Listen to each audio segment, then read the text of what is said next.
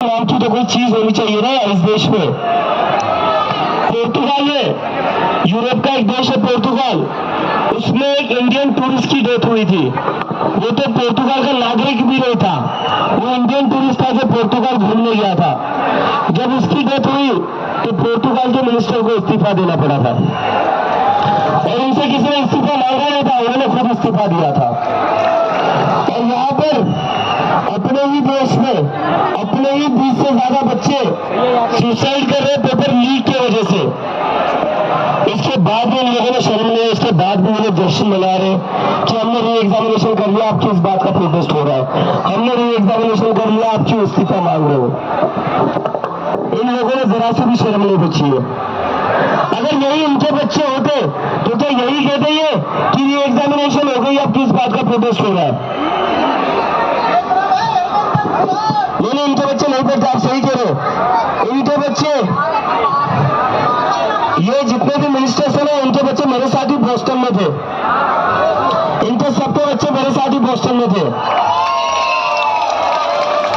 और इनके किसी के भी बच्चे इस देश में अपना करियर नहीं बनाते हैं। मैं तो आ गया वापस, इनके बच्चे वापस ही आएंगे, इनके बच्चे वापस तभी आएंगे जब इनका बाप इनको मिनिस्टर या एमएलए बनाना चाहेगा। इनके बच्चे इस तरह धूप में 45 डिग्री में सड़कों पर नहीं बैठेंगे, इनके बच्चे बैठेंगे बीसीसीआई के सेक्रेटरी या अध्यक्ष के पोस्ट पर। इसलिए इनको हमारी जान की कोई कीमत नहीं है। और सही कहा है, ये जो भी चीफ जस्टिस ऑफ इंडिया ने कहा है वो सही कहा है। इस देश में हमारी जान कॉकरोच या पैरासाइट्स के बराबर ही है। वरना आज यश के भाई को यहाँ नहीं खड़ा रहना पड़ता न्याय मांगने के लिए, आज प्रदीप मेघवाल के परिवार को यहाँ नहीं खड़ा रहना पड़ता न्याय मांगने के लिए, अमेरा के परिवार को यहाँ नहीं खड़ा रहना पड़ता न्याय मांगने के लिए। हमारी जिंदगी की कोई कीमत नहीं है, और इसके लिए कहीं ना कहीं जिम्मेदार हम ही है, जिम्मेदार हम ही है, क्योंकि 10-12 साल से हम लोगों ने बोलना बंद कर दिया था, सवाल पूछना बंद कर दिया था। और आज भी अगर हम नहीं बोले तो ये मामला 20 सुसाइड पर नहीं रुकेगा। और ये बस नीट की बात है, पुलिस भर्ती सबसे ज्यादा घपला कहीं होता है तो पुलिस भर्ती में होता है। 15-15, 20-20 लाख में सीटें बेची जाती है, बेची जाती है नहीं बेची जाती है। बिहार और यूपी वाला भाई बताए, सीटें बेची जाती है नहीं बेची जाती। और एग्जाम देने के बाद भी 1-1, 2-2 साल तक रिजल्ट नहीं आता है। सही कह रहा हूं मैं।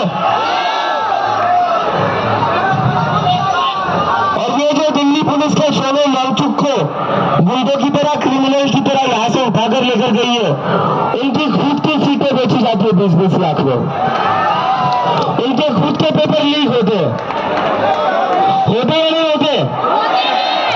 तो इसी के खिलाफ हमें लग गया, और इसी के खिलाफ लड़कर ही ये देश बदलेगा।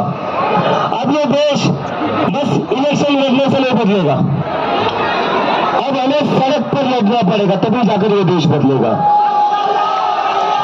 क्योंकि इलेक्शन इस देश में कैसे हो रहे सबको पता है, वोट चोरी हो रही है।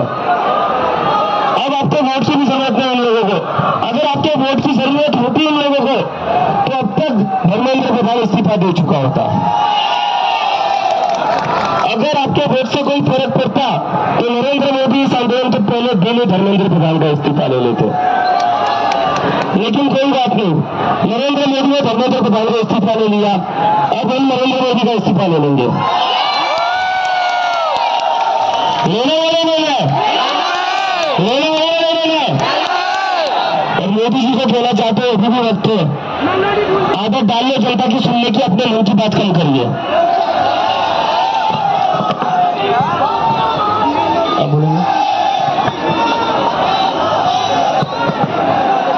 यश बहुत ही होनहार स्टूडेंट था, लगभग दिन में 16 से 17 घंटे पढ़ाई करता था। उसने जब फांसी ली, फांसी दोपहर को 2 बजे ली उसने, 1 बजे उसने उसके माँ के साथ खाना खाया, दोनों ने साथ में मिलकर खाना खाया। उसके बाद वो अपने रूम में गया। मम्मा पापा को लगा कि वो पढ़ाई करने रूम में गया होगा, क्योंकि 21 तारीख को एग्जाम थी। और वो जो रूम में गया, वो 1 घंटा हो गया, वो आ ही नहीं रहा था। तो अनिकेत ने रूम का दरवाजा हिलाया तो दरवाजा ही नहीं हिल रहा था, दरवाजा तोड़ दिया, लेकिन तब तक उसकी जान जा चुकी थी। बहुत ही होनहार स्टूडेंट था, कभी 21 साल में कभी किसी से उनसे झगड़ा नहीं किया, बहुत ही हंसमुख उसका चेहरा रहता था, हमेशा स्माइल करता रहता था। अपने मम्मी पापा से कभी भी किसी बात की उसने डिमांड नहीं की। और ये अनिकेत का ही टी शर्ट और कपड़े पहनता था, कभी भी किसी भी बात के लिए वो मम्मी पापा से जिद नहीं करता था। बहुत ही होशियार और अच्छा लड़का था। हमको, हमारे पूरी फैमिली को 1 महीना लगा, अभी 1 महीना हो गए उसको जाए हुए, तो हम खुद को संवार पाए और भी इधर आ गए हम। धर्मेंद्र बजाय इस्तीफा।